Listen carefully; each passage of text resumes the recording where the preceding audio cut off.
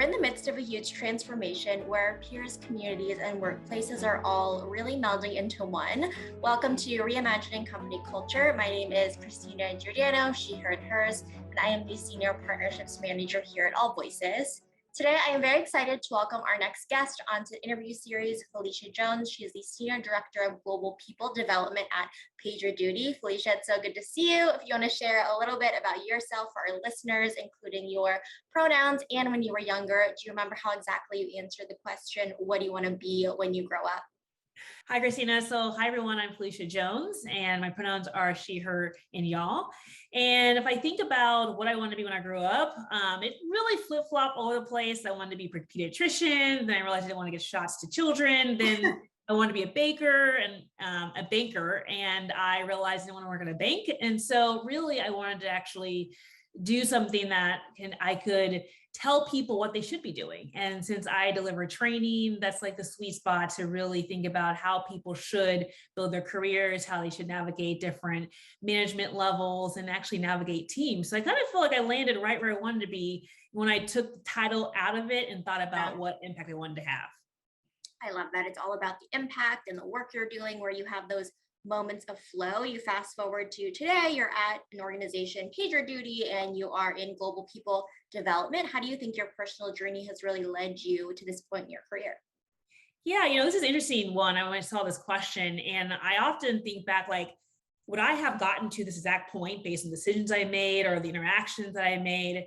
And it's really interesting is that I started out in human capital consulting and had a chance to work on over 15 different companies, see their culture and support clients in that consulting space. And then also really did a lot of work in investing in our people when at Deloitte. I started my career. And so when I think about what I took out of my Deloitte and consulting days was the ability to observe and notice how teams work together. What did people listen to, how they navigated through change, what they needed to be motivated to get to that next point in that project or strategy. I was fascinated by that. And that's why I got my master's in industrial organizational psychology, because I wanted to even dive in more, how do you build work and processes around that?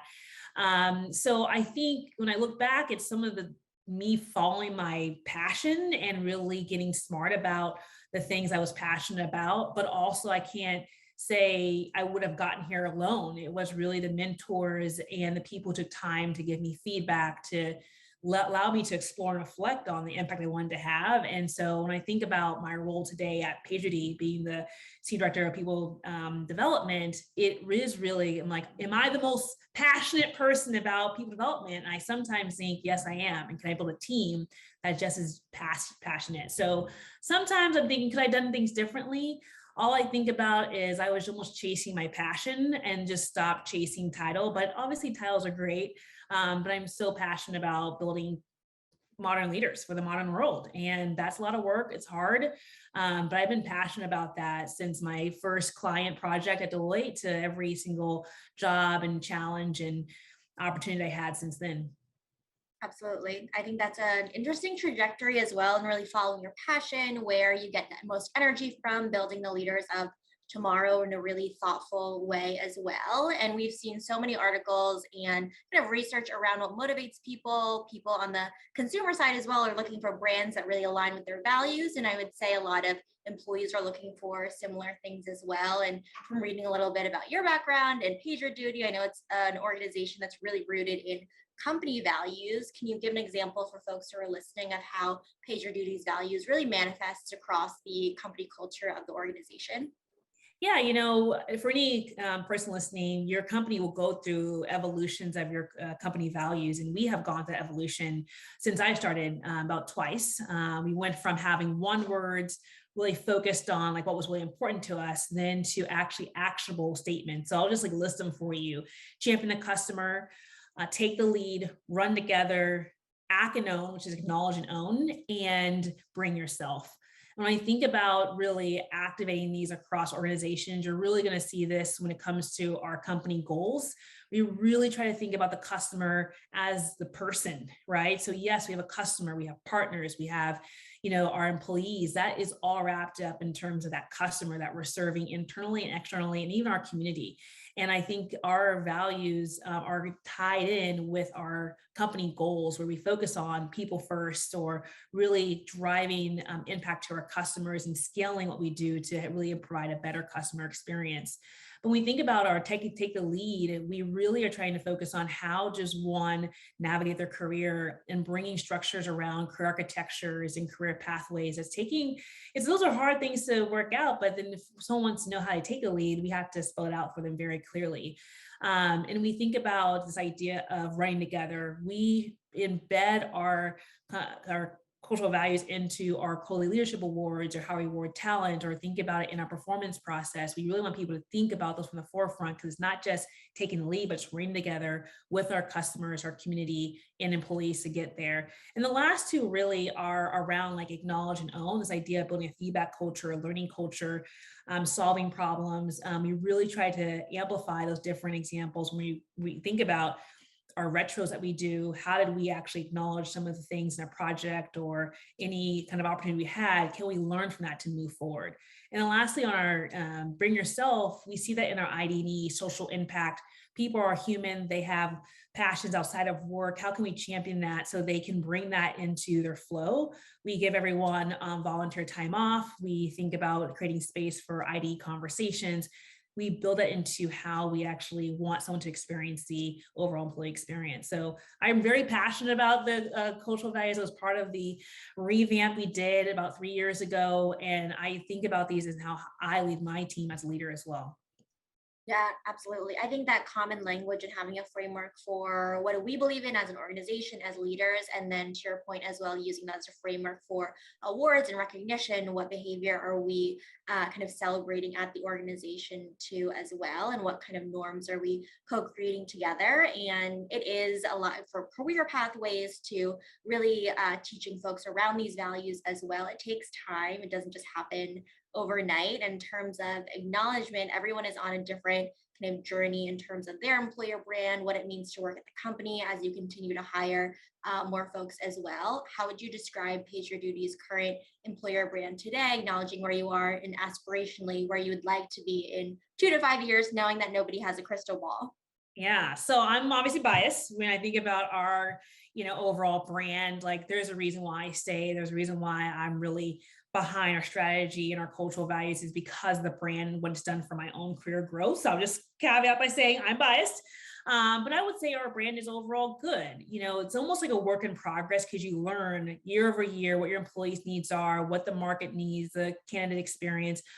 So are we ever going to be great? It's like, can our brand keep to pace with the changing internal changes that we're experiencing and external? So I would say not only we're seeing like the ability for those who've been with this, but those who come on board, can they adopt our story? And not just the story of, why I joined, but of our product and our impact, that champion the customer. Because there was a while where we were only known for one thing, like incident response. But we think about the shift is to digital operations across multiple industries, communicating that to our investors and our partners. That's the market impact we want to have, that operations cloud. And so we want our employees to live and breathe that story as well, in addition to the impact we're making on the digital management just journey for every employee, kind of a customer out there who wants to actually think about time and efficiency to do real-time work. And so our brand is really targeted around some of our recruiting efforts. So we do a lot of like social media pushes, not just what jobs are hiring for, but we use ISIMS videos where we can highlight the stories from the lived experiences from our employees. We also partner with Power to Fly, which I've done a couple of things for them, and different stories across the business on how we internalize our roles and the different changes that are happening in the marketplace. And so we also have an internal advocacy program called We Are PagerDuty, which gets the employees really involved in, because they're the best branding tool that we have, by doing referrals or doing Glassdoor reviews, or really just being able to convey who we are, what we do from that experience. So it's more of a bottoms up, and recognizing that overall just experience. I would say, we are really trying to make it real. When we think about bring yourself, can we share real experiences? and hear from real people in the organization who are here doing the hard work. So our investors, our candidates, our employees are actually seeing the say and do, as I talk about the say and do. Are we saying and doing what we say we're doing, right? And it's so important that we have a holistic storytelling across our entire brand. Yeah, the say and do, and all the different stakeholders that you mentioned that are part of the external and internal community of PagerDuty as well. And I think there is a lot to be said for the power of storytelling and to really connect one another as well in terms of teammates, your manager, and everybody you're working with on a day-to-day basis, while also recognizing that everybody is bringing in those lived experiences as you were talking about, consistently auditing the employee experience at every part of the journey is also critical to continuously learning, and part of how people experience the brand as well as how much they feel like they belong, they feel like they're empowered to do their best work, and a lot of folks are looking at continually up leveling that. Can you tell me about how you or the team has really thought about redesigning systems to be more equitable, especially over the past couple of years as well? Yeah, if I think about systems and also like, the spaces that we're in, it's really, I think 2020 was almost a blessing in disguise for us to really not just wake up, but just be super intentional of what things we took for granted and what things that, really force us to be more present in what we think about is an employee experience and candidate experience, or just overall how we interact with each other. So couple of things that we have adopted is this idea of distributed by design, is that in order for us to think about our talent, it is actually distributed. And we had to really think about our philosophy around our spaces and kind of our places that in which we provide that. So really we try to lean into the idea of choice and flexibility, not again going to that bring yourself value here. So before the pandemic or before 2020, most of our workforce was actually remote, in terms of 20%. I shouldn't say mostly, 20% was remote. But as we shifted and saw where people wanted to work, where they needed to work, we actually allow people coming into PagerDuty to tell us, are you going to be an office employee? Are you going to be hybrid? Or are you going to work from anywhere, which is really our remote option. And so now since then, we've seen actually 70% of our employees are in that anywhere work. But our employees are actually really looking for opportunities to come together and connect. And so we really think about those norms around Zoom, making sure people aren't excluded, people are included, and really treating everyone in that like Zoom box in a way, even if you're in the office, so you can equalize that experience so people still have, the chances to participate and, really have a voice and be part of that. And we're also kind of rethinking how we get people together. So when we bring people together, that's an opportunity to not only talk about strategy or a meeting, but do community building, to do some social impact, to do some IDE learning, to do just team building, to build that trust where people can be seen, because we didn't have a chance to do that the last 2 years. And those who are not near an office, who don't get to travel, we're trying to actually think about where our employees are across the nation to see if there's opportunities to actually have more of a hub and spoke where people can connect and collaborate with those who are near in the same city. We don't may have an office, but a chance to connect. So I guess I would really say is, moving from 2020 and now in 2022, the idea of community building is so important. And when you think about bringing people together, that's where you have to really over rotate on those inclusive and diverse and equitable spaces. By doing that, it's about having strong norms, like you mentioned before, making sure, if there is going to be a hybrid, is how do we make sure that the meeting is structured in a way where people can have a voice, can be heard, and not going to be left out. And really making sure that our safety team, our crisis leadership team is on it, every single month, really monitoring not just safety, but just how people are interacting with the office space and if we need to make any small tweaks. So it's really an iterative process. And I think we've done a great job really learning from the previous month or previous quarter to help inform how are we designing, how is distributed by design working for us to ensure that we're not losing that community building, we're not losing any inclusion or belonging as part of that. So it's definitely, everything I'm talking about is a work in progress, but I will say the people around this are in this iterative state where we're checking in often to see if it's having an outcome or impact on our overall belonging and our culture. Absolutely. And that intentionality behind community building, what does that look like? It's not just having Zoom happy hours and saying, okay, we're bringing people together. What are people actually looking for? Defining the spaces when you are bringing together folks in person as well, and really setting those norms. And I think a lot of those norms are set by team leads and managers, especially when you join the organization. You might not be talking to the senior director of global people development every day, but you're talking to your manager, you're talking to your teammates, and a lot of folks are experiencing for the first time managing a team and also in a remote or hybrid environment. What advice do you have for organizations to really build out intentional resources for first time managers so they feel like they are also empowered to really be set up for success? Yeah, I it's just near to me. So I would say is really think about your first and foremost, like who's that hiring manager, the people manager, who are they? What's the capacity on their team? What capabilities do they have? What's required of them? What expectations are around them? It's really important to really have a clear sense on like what does it mean to be a people manager. Now, I think at this point, everyone's a leader, no matter if you're managing a team or not, but what are the expectations of that people manager who's responsible for the teams, responsible for the results? We have to be very clear, if you haven't done so already, to articulate that. What is expectation as a people manager? Then once you have those expectations, it's really important. Number two is have what are those enabling functions or processes that help support someone be successful? Because most likely, surprise, surprise, people cannot guess what those are. Right. So you have to be really clear, not only clear on expectations of people manager, but clear on how one navigates what they use, what tools, what systems to support across that entire employee life cycle, because you don't want them lost. You don't want them doing the wrong thing. That's where your culture can go astray because you haven't equipped your managers with the tools to follow to actually have a great impact on your company culture. Then I would say the third thing is, where do they have space to be flexible? While you have a company culture, it's so important that a manager feels freedom and flexibility to actually build a team culture that is one that delivers on the outcomes of that team, that Yeah. overall outcomes of the strategy. And so I really think is that you almost have a field guide of like, you need to do these things as a manager, but then also it's like, bring yourself, bring your expertise, bring your creativity on how your team does team meetings or how your team gets together or the fun things you do or how you share feedback with each other. Like these are, you can really, have them put their leadership style into how they manage their team, because that's what gets people to stay is they want to work with real humans who are invested in their career development. And hard to do that when you're having to follow a checklist all the time for everything you do and say. And those are the things that I even feel like we constantly iterate in my team. It's like, are the expectations clear?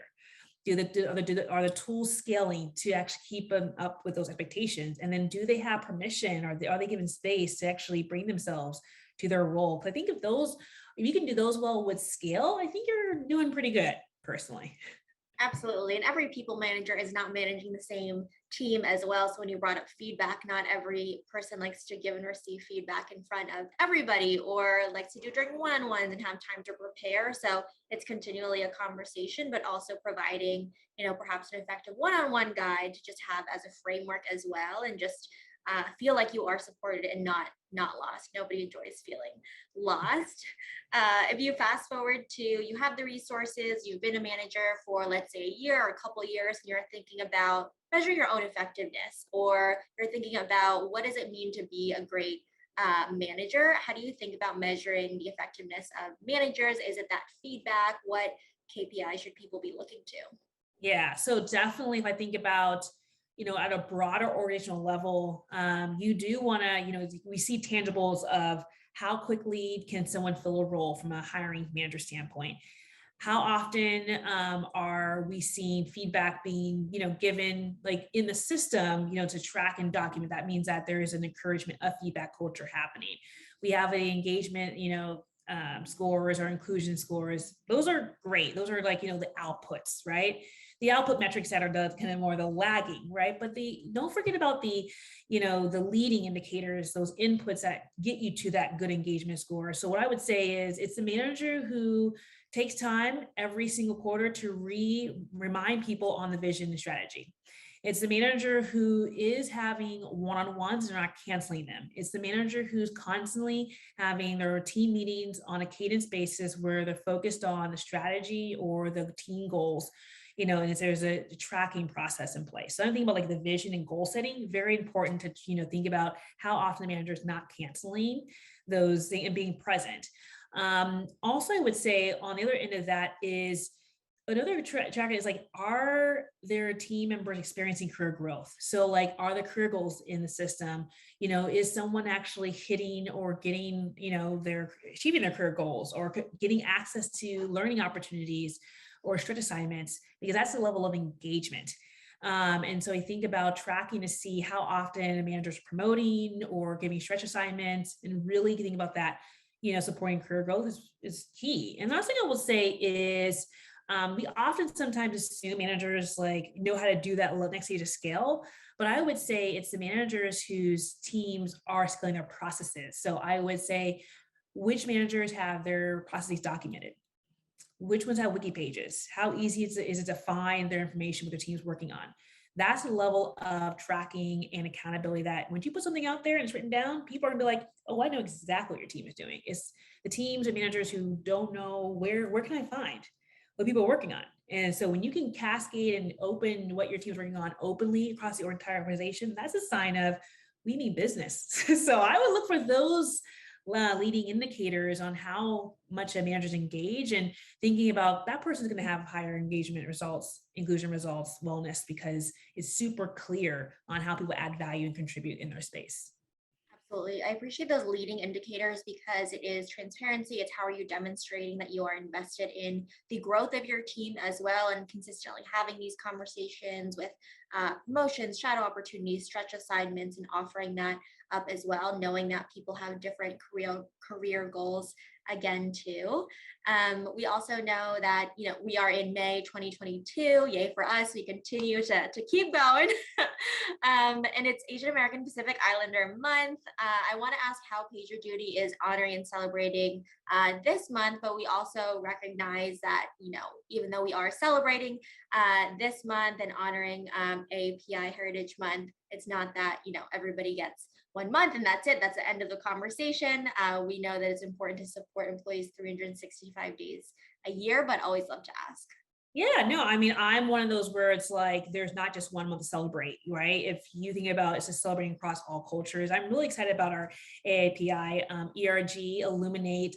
They're experiencing or celebrating their 1 year anniversary.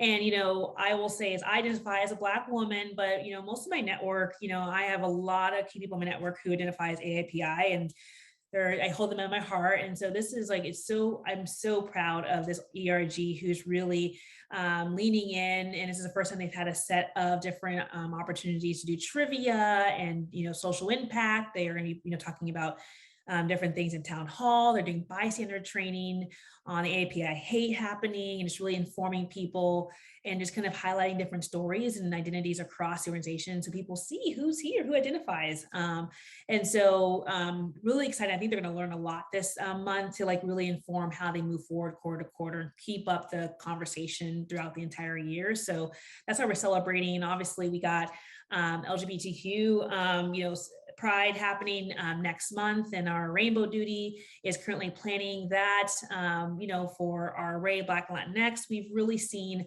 them think about different investments across the entire year. So I would say overall, yes, we celebrate these months, but it's really rooted in these employees who are super passionate about who they are, and they have space to share their story. So I'm just really excited to see the stories. I was in the trivia just last week and I learned some things about things I had no idea. I had to remember the, 12 animals, the zodiac. And I was like, I don't know the last two. But anyway, it was really fun. I got to connect with people I hadn't had a chance to meet before.